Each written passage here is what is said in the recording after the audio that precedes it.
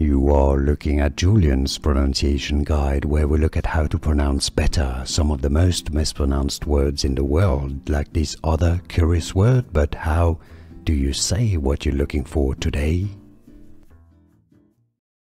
A very confusing word in English. Let's hear how it's pronounced. Both British and American English pronunciations are similar, so it's actually pretty straightforward once you know. This is also a name, and it's a word from science.